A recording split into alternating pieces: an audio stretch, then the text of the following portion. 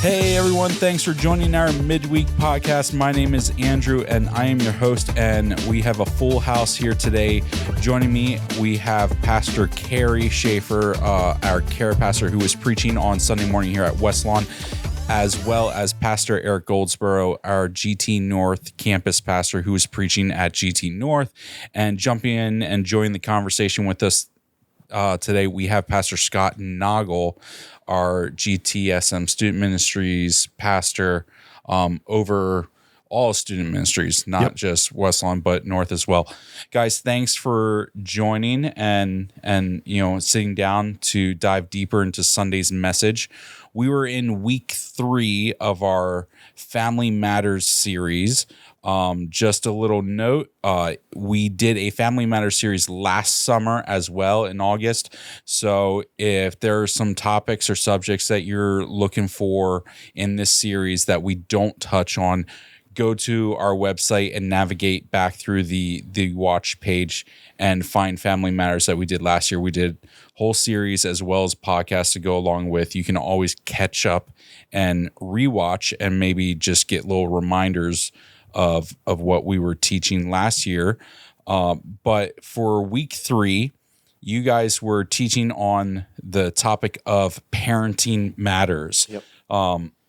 We are all parents in the room, all different stages of parenthood, also being represented. So hopefully we get some good insights and just some little tips that our listeners can take and maybe start implementing, or to help reinforce their parenting, regardless of what stage you're at. Because if you're a parent, you're always a parent. That's right. It never stops. So to kick us off, we always like to recap Sunday's message.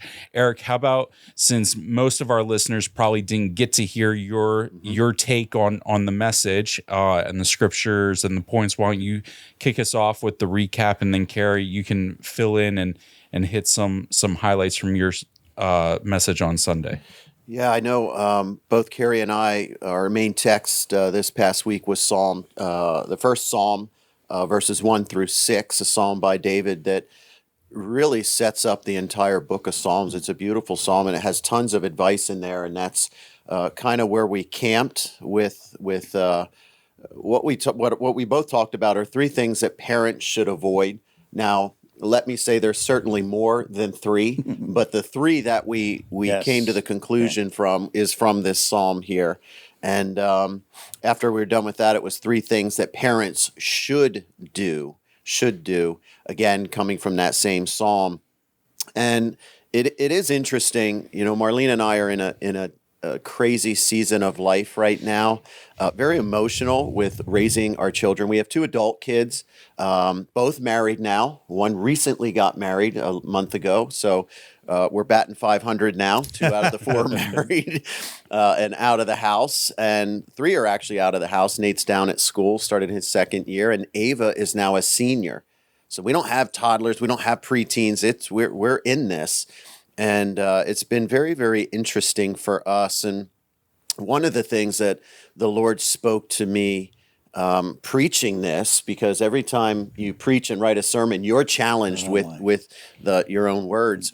And for me, and it's something I dwelled on and actually shared an illustration at the campus, was about planting the seed of the Word of God, and how as a parent, that is so incredibly vital, especially in those early years of raising children, of bringing them to church, of reading the Bible, of doing devotions, of praying. All those spiritual disciplines will pay off. And that's what we're starting to see. Nice. It's no secret that there's a lot of temptations out there. With our 2 of our kids now, one in high school and one in college, it's all around. And I'm thankful that my kids are open and honest enough to share that with us. And, one of the things, I don't say which kid, I don't want to embarrass them, whatever, but there was a big temptation and I'm glad he shared it. And I said, well, how'd you do? I just gave it away because I said you see him. It was in college. It was Nate. Things that happen in college, and you're around it, and you just got to pray that the foundation you've given your kids will secure them. And he said, Dad, with the way I was brought up in church, he said that desire wasn't there. It was easy for me to say no. Like, that is what you want to hear as a parent. And it was because what I believe of Marlene and I planting those seeds of the Word of God, Nate cultivating the soil, because I can't cultivate the soil in his heart. He has to do that. Yeah. And growing up in GTSM and just the church investing in him, that will pay off. And so, that's one of the things the Lord spoke to me, and I really tried to dwell and encourage people. And that doesn't stop. It doesn't stop when they're 18 or you send it. You keep just spreading and spreading and spreading that seed of the Word of God in your kids' lives, because their lives change, but the Word of God doesn't. And so, that's one of the things I talked about. Yes, well, again, there is so much in Psalm 1 that I think it does serve, as I said Sunday morning, sort of a mini sermon or a mini seminar that we can use. Now, it can be used for, again, our daily lives as an individual. Right. It isn't something that is written and set aside just for parents, for sure, but for every individual Christian and child of God. There's so much truth in that psalm, and if we would just go there, spend some time there, and keep digesting it and taking it in, and we can see many things while we're doing that. To say, Lord, help me, Lord, forgive me, Lord, show me the right way to do these things. And so I've been parenting a little longer than you, Eric. As I said on Sunday morning, and I'm to the point where I have 3 great grandsons already. And so my kids have been out of the house for a very long time. But when I said I had the privilege of being raised in a Christian home, and GT was my village that I was raised in as a kid, so I always had guidance and direction. Now, back when I was a teenager, we did not have fantastic youth pastors that were on staff like Pastor Scott sitting over here, but it was all volunteer driven and volunteer people in the church. But it was very consistent, and it was direct. We had fun. We had a lot of fun. There was one time when one of the pastors here, Clifford Hall, was the pastor here, and that was during my teen years, and his house was, and then where he lived was right across the Tulpahawken Creek from Body's Home. And that was he had a nice big spread there right along the creek in the river.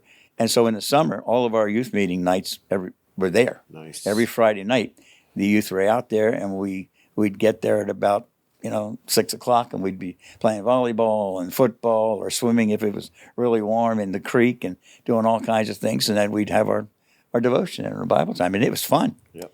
And back then, we just had a great time at doing all of that.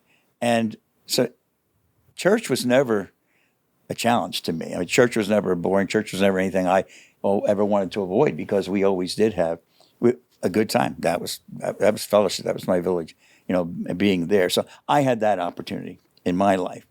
And then because I was a pastor and was leading other ministries and other churches, we had a privilege of serving in as associates in some very strong churches out in the Pittsburgh area.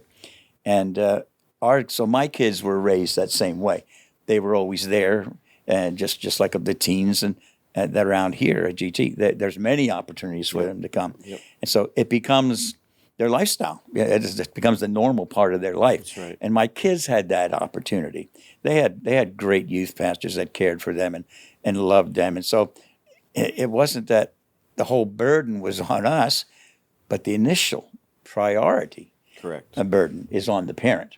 And we need to make sure that we are being guided by the Lord, that we are filled with the Lord and His Spirit in how we train our children and raise them up. But one of the key components of that is making sure that they are being in places where they are being fed by other people. That it's not just, mom and dad said this, but no, they've heard this. Sometimes when they hear something in church, in a youth meeting, I think subconsciously they will hear in the back of their mind, I think I heard this someplace before, but I don't know. Oh, yeah, maybe my mom and dad told me that. And so when you put 2 and 2 together, you get 4, and they had that reinforcement. So I had the privilege, that privilege. Yeah. My children have had that privilege, but not everybody has had that privilege. Right. Yep. When I think of how I was raised, and I don't want to go too long on this recapping, but I was raised like this. It was the only life I really knew, and I enjoyed it. Never did I ever think of turning away and going another direction. My wife, Marge, was raised in an entirely different environment, in a non-Christian home. She had 3 stepfathers through her life. Her mother had sent her out to foster care many, many times, so she was in and out of foster care. Did not have good experiences being raised at home. And she ended up, getting saved, going to a Assembly of God youth camp, gave her life to the Lord, and when she was 16. And that was the beginning of her journey. So she didn't have any of that background at all. And yet it shows me that even though you may not have had the previous experience and had that opportunity, and I know many people, maybe, and I always feel a little hesitant when you talk about how good things were for me, growing up, because I know there's people that are sitting there thinking, I wished I had that opportunity. Mm-hmm.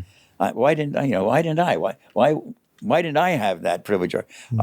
And so there were people. I talked with a young man at the end of the service, and he came to the altar and wanted prayer. And he was a young man, I don't know, probably about in his 20s, and he was just sobbing his heart out. And when I asked about what I could pray for, he said, I need help. I need help. I cannot forgive my mother. Mm. Wow. So obviously his experience was way different than mine. But as I said about Marge, I never knew a family like hers ever existed. She never knew a family like mine ever existed. Yeah. She had never ever in her entire life seen a family that was one solid unit that loved each other and had trust. See, that was the difference. My home was one of trust. We trusted each other. Yep. We believed each other because everybody was telling the truth. And hers was totally different. She didn't trust anybody because she never saw anybody in her family she could trust. Yeah. And when she ended up, again, she was 16, got saved. She ended up going to Bible college, and that's where we met. And she was a relatively young Christian yet when she did. And she's told me after we started dating and started having our relationship together at school, which didn't take long, by the way. Our eyes met like the first week of school. So I had already been there a year, so I was starting my second year, and she was starting her first. And she told me she knew when she was looking forward to the future, she knew what she didn't want. Yeah, that's right. It was very clear in her mind what she did not want. She didn't want that. Oftentimes we say, well, people are just going to follow, and they're just tied into their environment, and then they're not going to turn out right because of them. That can change. Yep. And it did for her. And she said she knew what she didn't want for sure. That's the first thing. Yep. And then she started observing and seeing the things that she did want. Yeah. And one of the most important elements there was trust. She wanted somebody that she could trust. And that's a very important aspect. And I can talk more about that later. But anyhow, go on if you have any other things. Well, can I jump in? Yep. From a philosophical standpoint, as a youth pastor, what we do in youth ministry, it's interesting you shared, however many years ago, you had volunteers in your church, and they poured into your lives. We now have a term for that. We call them small group leaders. Yes. But that doesn't change, and so the method changes, the message doesn't. Yep. We still have small group leaders today. We're much bigger than when you were on Warwick Drive and having, Friday night hangouts. I wasn't Warwick Drive. That wasn't Warwick Drive. Oh, even before that. Oh, no, yeah, that okay. Was, well, when you had to ride, when you had to take the horse and buggy to the church on Sunday. Just kidding. In the snow up there. Both ways. But I was thinking when you shared that, I was thinking about my own story too. And when I was in high school in my church youth group, there was a couple named Tom and Diane. Tom and Diane were parents, and our youth ministry wasn't strategically set up enough to say, these are your small group leaders, But Tom was my small group leader. Yep. I mean, he was there for me, and when I needed something, he was always there for the guys. And he ran a paint business. I think about half my youth group ended up working for him when they graduated. Anyone who didn't go to college, if you didn't go away to school, you ended up working for Tom. About 4 or 5 guys, it was just like a thing, and he just kind of took them under his wing. But it's this idea of, we say it this way: if you take an adult who loves God and loves teenagers, good things are going to happen. Yep. And so it's important, and I think it's important as parents that we encourage our kids, and sometimes that means initially forcing them to get there, to be open to that. Yep. I also think that when you were sharing about Marge's backstory, one of the phrases I've used for students, I've been a youth pastor now for almost 27 years, their story doesn't have to be your story. That's right. Their story doesn't have to be your story. But the interesting thing, as I talk to teenagers over the years, breaking generational, let's call it generational curses, don't happen without intentionality. Yep. Yes. Like if you don't, it's easy to see, and we are dealing with students right now that I've got one student right now who the student tends to get in fights with their parents a lot. And as soon as and when I listen to how this student describes her parent, who she's getting in a fight with, I can immediately hear, okay, this sounds a lot like you. And so if you want to break that, we have to intentionally break those things.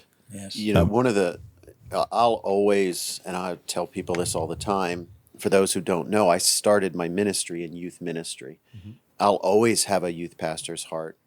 To me, quite honestly, I don't know if there's anything more fulfilling, because what I learned quickly is that when the kids realize you love them and genuinely care for them, then there's a trust built, which you were talking about, Carrie. Yeah.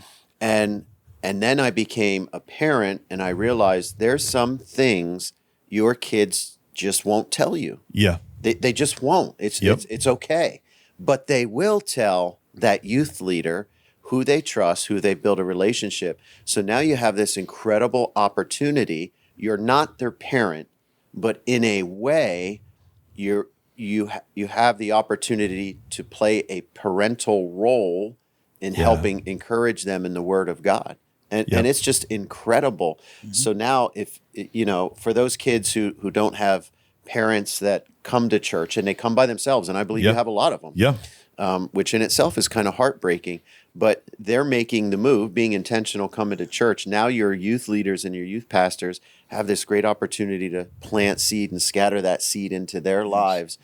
And I remember one time when it just truly impacted me how important this is. There was a girl in youth group early in ministry, and she was a tough kid.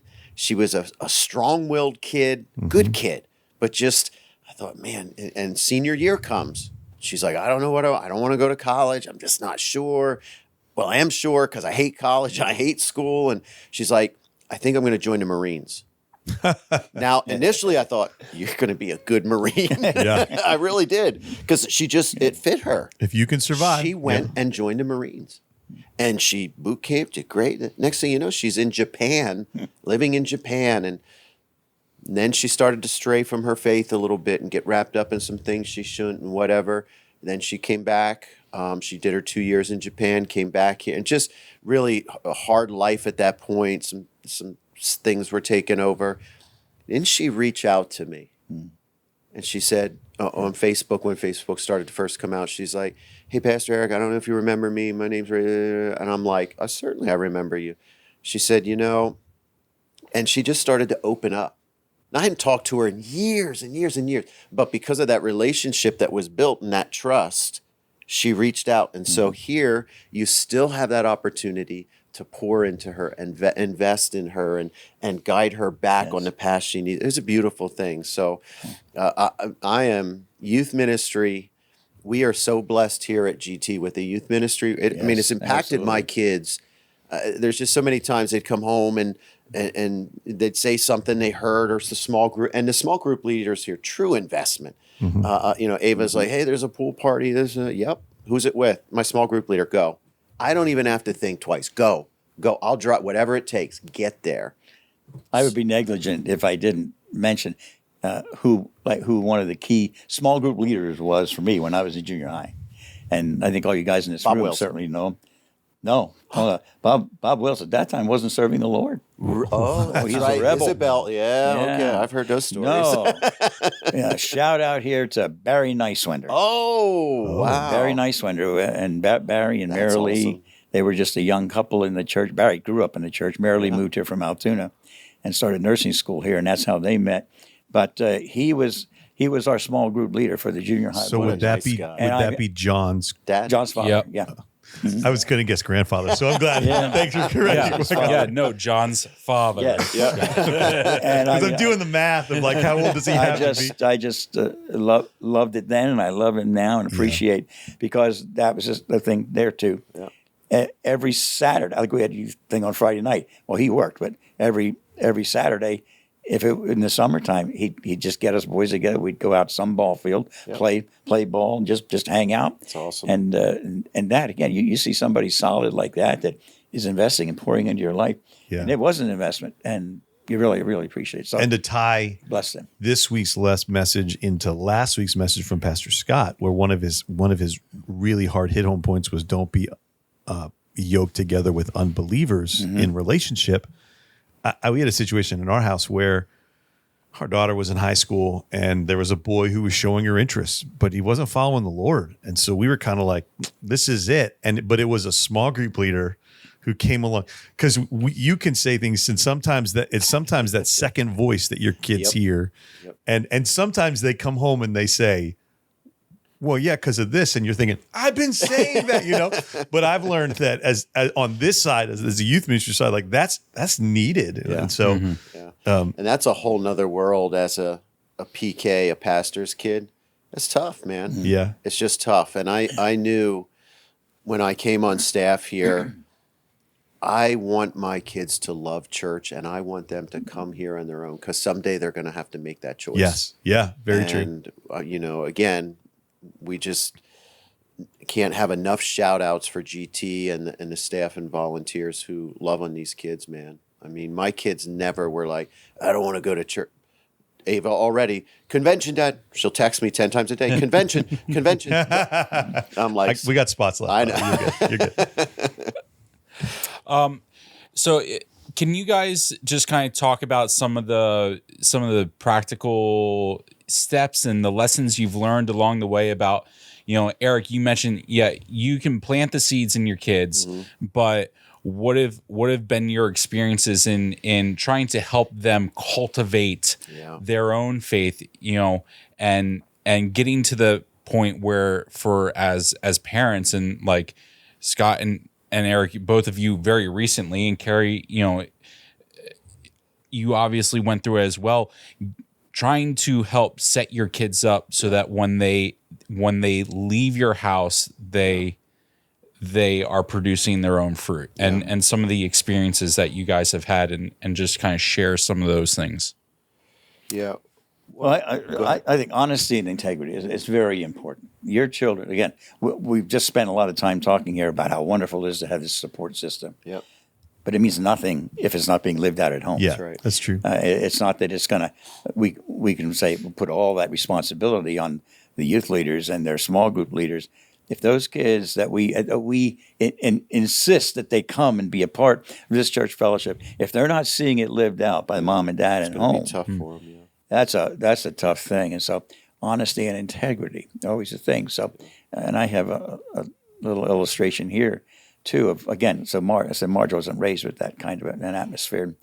And we'd been married, well, I don't know how long. Better get this right. I know. You just said I don't know how My long. son, my son, I think was 5 years old. So we'd been married 6 years, and he was 5. And one day she was very upset with something he was doing, and I think we were around the dining room table or something. She got upset with him about something, and she started really reading the riot act to him, and she said, "You do that again, and I'm going to kill you." Whoa. And again, that wasn't language that I had ever used or anything else. But that's something she heard all the time in her life. Now she didn't mean that, but that's what she heard, so that's what she said. So I went out to the kitchen and I got the biggest butcher knife I could find. Oh my goodness! I don't advise you try this. By the way, please don't. Do not try I want this to put a at your home. disclaimer here, Andrew. It had to be a spirit-led moment. We are not condoning this. I know there's a statute of limitations on CYS, so I think I'm okay to not call. I went back in the room and I handed this big butcher knife to her, and she just looked at me and said, "What's this for?" I said, "Well, you just told your son that you're going to kill him. Wow. Now, either you kill him or you don't lie to him about something that's serious." Wow. I thought spirit-led moment because she didn't kill him. But that was a moment. That was like the first moment she ever realized how you have to watch your words Yes. and at what you say. Because again, our kids hear what we say. And so she didn't kill him. He's living. He's alive today. And she tells me many times that was a key moment in her life to learn how to guard her words, and so our children would be raised to know that they could always trust. And I was talking to Marge about this the other day, and she reminded me of some things that I had forgotten, but how she learned once she learned that lesson. And she said there was a family in a community where our kids were going to elementary school, and they had a fire in their house, and the one kid perished in the fire. They weren't a part of the church, but it's a small community at that time, and everybody knew it, and our children knew it as well. And the only reason that child perished is because his father was outside, one story below, telling him to jump out of that window. Wow. And he didn't. He didn't.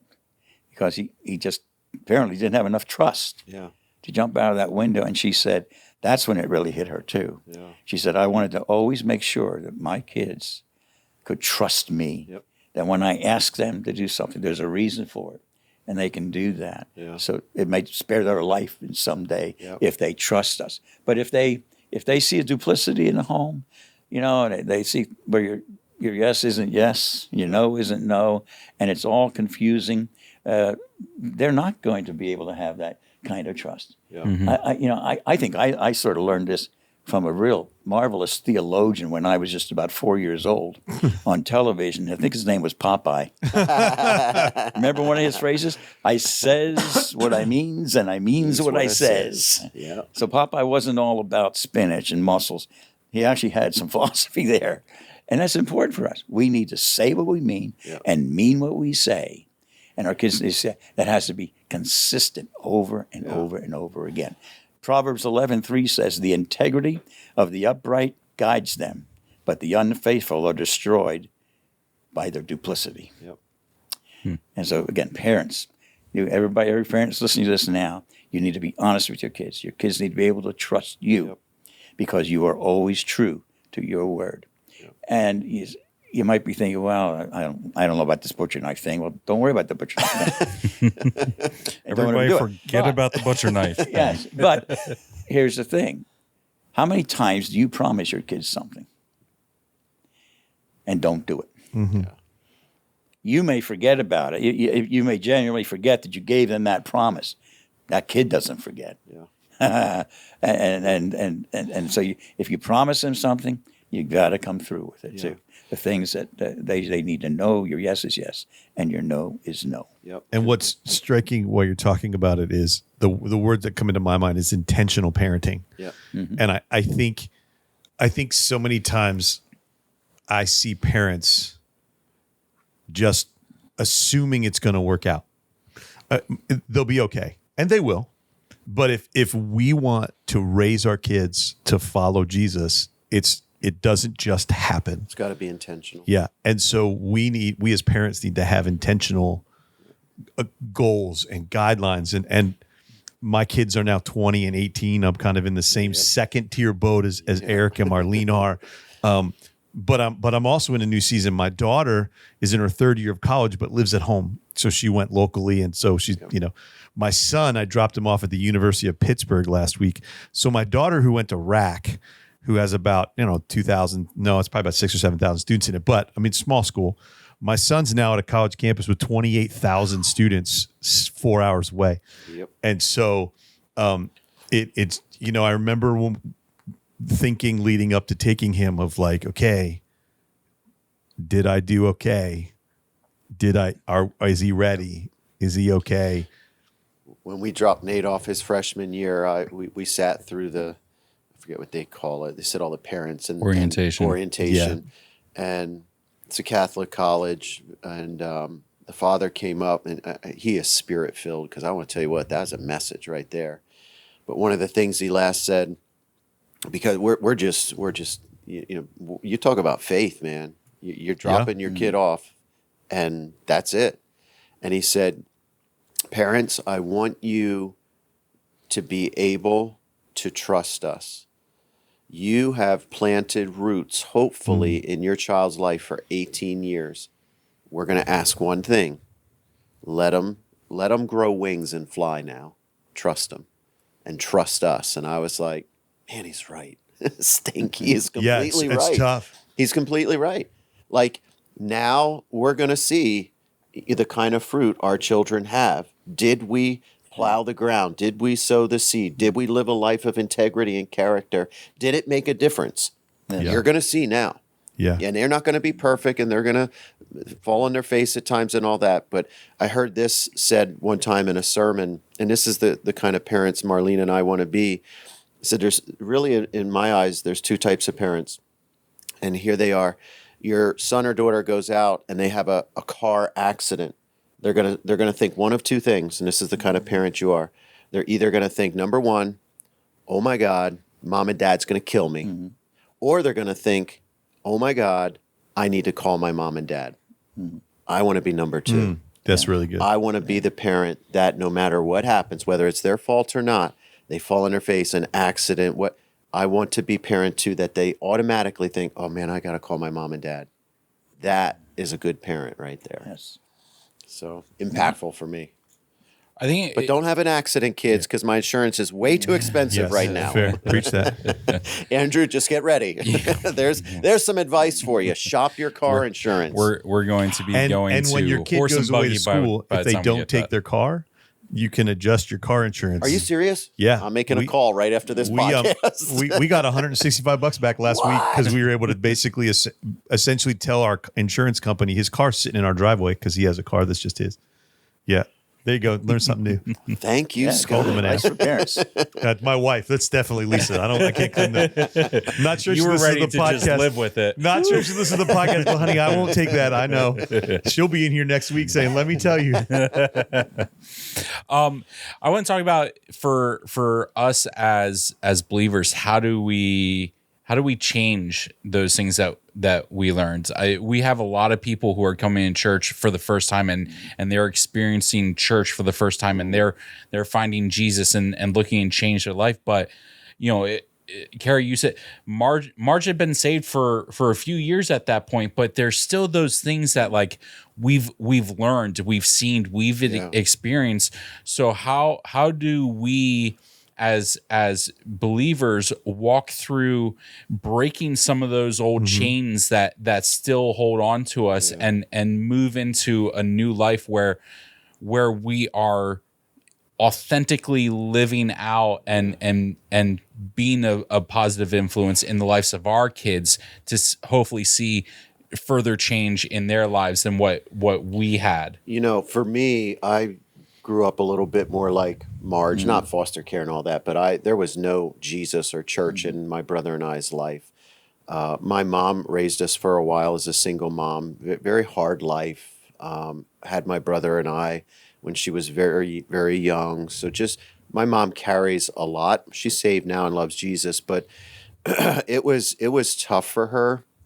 And so my brother and I have quite the testimonies. My brother still needs Jesus.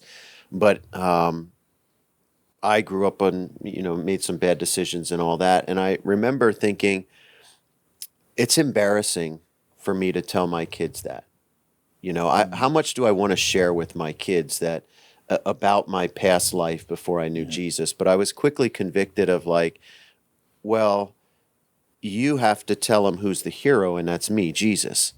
And so for me and Marlene, it was timing. And I remember I was up in the Next Gen Center when I was leaving youth ministry to become an associate pastor here.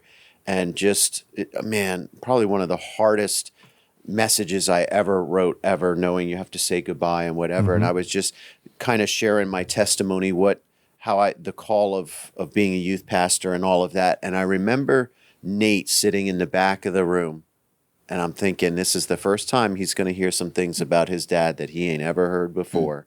And as I'm speaking, I'm praying, God, help this boy, because I know he's going to have some questions when we're done.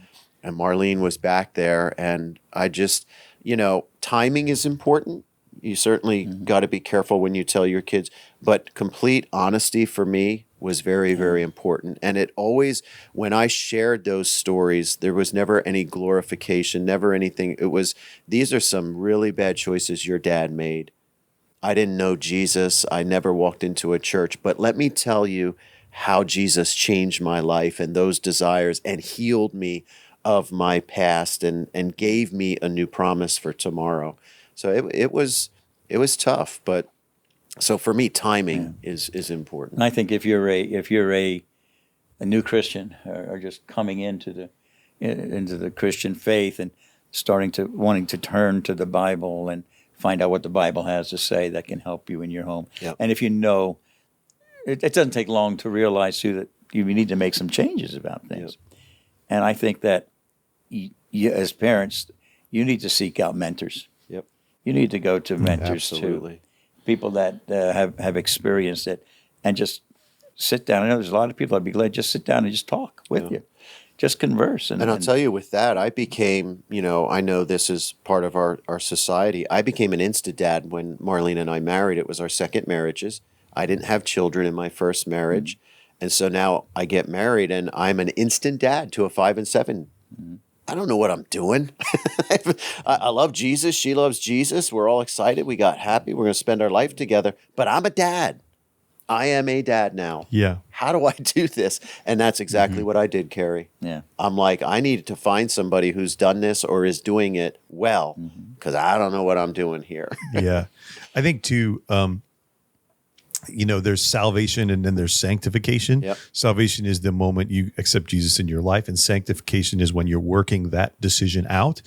And as if you're a parent, listen to this, and you've given your life to Jesus and you have teenagers,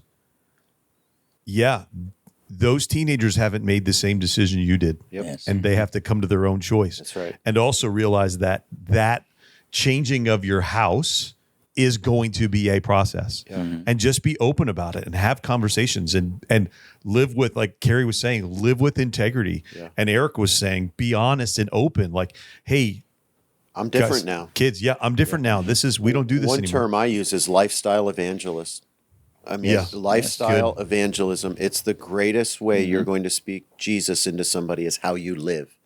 It's not your words. It's how you live in front of them, especially those you live with. You are your kid's greatest influence. Don't say TV. Don't say, yes, those are influences. Social media, yep, those are influences. You are your kid's greatest influence, especially when they're under your roof. So if they hear a change of vocabulary, if they see a change of habits, you don't have to say anything. That's right. They'll Lifestyle. just know that this is different. Yep. And you start making decisions based upon your faith. Yes. We're not going to watch that anymore. I remember telling my kids as they were growing up, there was some movie that came out, it was rated R. I said, listen, Mom and I, we don't watch rated R movies. We're not going to, we don't do it here. That's a non-negotiable. It's not happening. And of course they'll be grumbling and this and every. Nope, we're not going to. Now, if you want to try and sneak that's on you. But that is not happening in this house. Just so you know. Yeah. Yep. So you fences. You put up fences. Correct.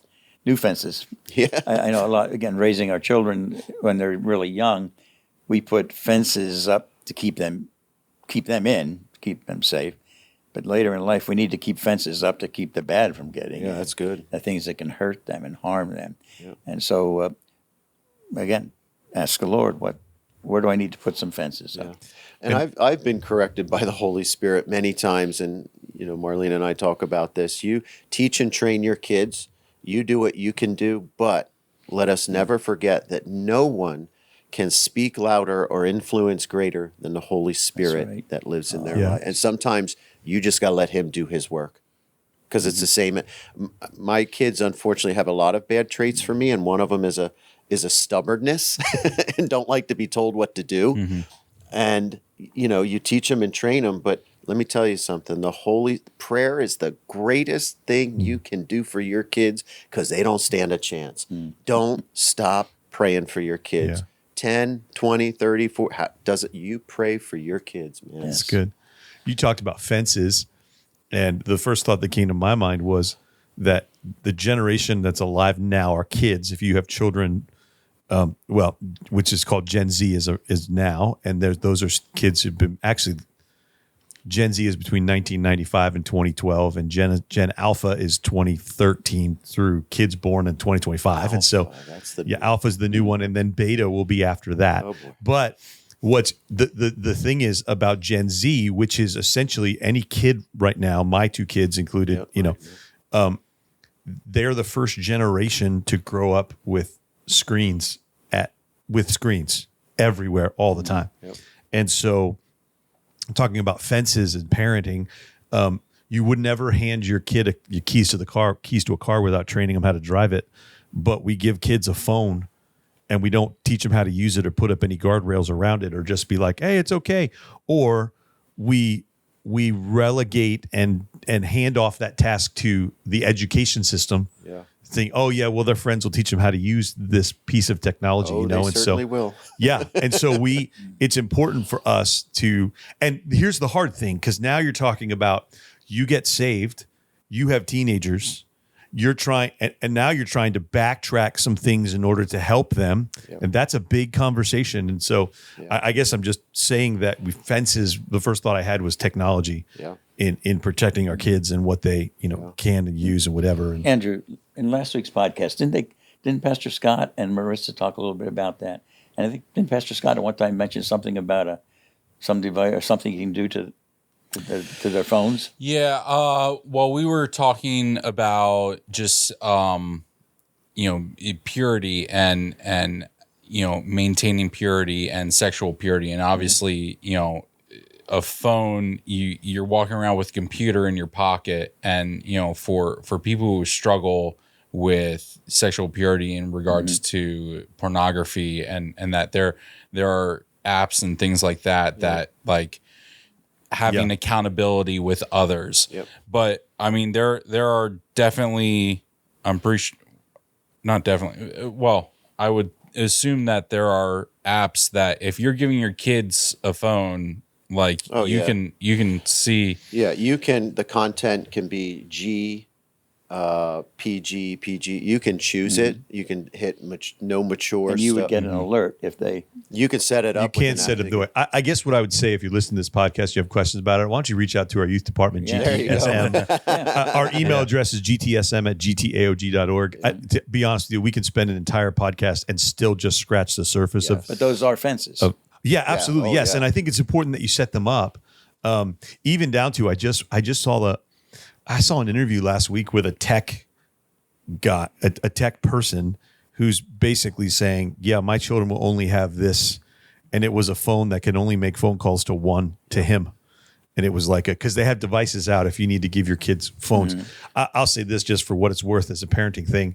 For us, our kids having a cell phone was not about an age, and was 100% about when did they need it. Exactly right.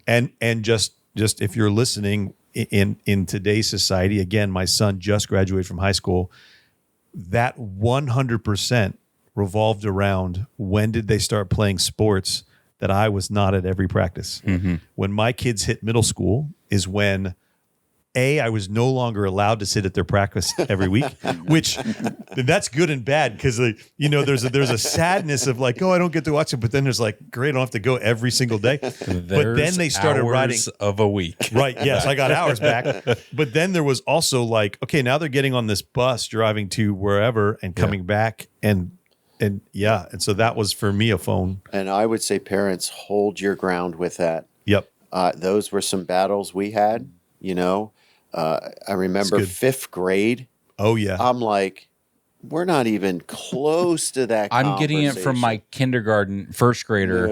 Hold your ground. Because and part of it is there are some kids in their class and in Asher's class and Atticus's class where they're split families. Yep. So the parents give them phones so that they can communicate to their kid when they're with their other parent. Right. Which, okay, I can understand that. But why does that kid need an iPhone 15 to communicate back and forth with parents? Like, right. Like, again, so like we get all the time, I want a phone. I want a phone. So-and-so has a phone. So-and-so has a phone. Yeah. No, you don't need a phone. You don't. And that's the right thing to say. You don't need it. Yep. And to be fair, and at a certain point, again, whenever that time comes that they get a phone, I am not getting you the late. I don't have the latest greatest. You definitely are not getting the latest greatest. Well, and interestingly enough, in our preteen services, preteen is grades 4th, 5th, and 6th. They have a rule every week that they tell kids to put their cell phones away. Crazy. Now, not everybody in the room has phones, but the ones that do have them out. And I've got a couple small group leaders right now. They'll put a basket out. I walked by my 7th grade girls small group this past Sunday. There were 15 girls sitting with a leader. 12 of them had their phones out. And I was like, and they all had them. They just didn't. But I mean, I'm literally watching these kids. They're not paying attention. They're just on their phones. Yep. And so I'm thinking my next conversation with those 2 small group leaders is going to be, hey, let me buy you a basket. Yep. Let me buy you a cell phone basket so you can have Pastor a conversation. Brandon up at the campus, this happened after road trip. Yeah. That it was wonderful when the kids come home and say, we actually enjoyed having our phones taken away. I was like, could you record my daughter saying that, please? Right. I'd like to hear that. But he bought a little holder. I don't know if it was sock holder, like shoe holder, it's a shoe something holder like that that hangs on the wall. Yeah. So when they come back to, youth group, they slide their phones in that so they pay attention to either the video or Pastor Brandon. I love it. It hangs on the wall. It's beautiful. It's interesting to talk about difference. I saw that and he told me about it. And I said, that's great. I tell our kids to take a picture of the screen for their notes. Hey, have you got, and that's something that's different because, I've been in youth ministry long enough that I remember the years that we would say, put your phones away, put your phones away. Hey, no cell phones, no cell phones, right? And one of the things I've learned is that students now, they take notes on their phones. Yep. That's how things. I do. Yeah, and I do too. Yeah. And so a change we've made, at least here at the West Lawn campus, is we've embraced it. So now when I put last Sunday, Pastor Luke had a thing up on the board that said, oh gosh, what did he say? Oh, it's going to sound hokey, but don't play copycat, play copy Christ. And so he makes this statement. I like it. It's big on the screen behind him. And I'm sitting in the back going, oh, that's kind of hokey. And all of a sudden I see about 30 phones pop out. And they're taking a picture of the screen because we've now got our students in the habit of like, hey, if there's something on the screen you want to remember, take a picture of it. Yeah. Yeah, that's a good way to own it. Yep. Yeah. Anyway, something that, Yeah, guys, we got to wrap up here. We're running out of time, but real quick, take the next 2-3 minutes and that's not 2-3 minutes for each of you, just as a collective.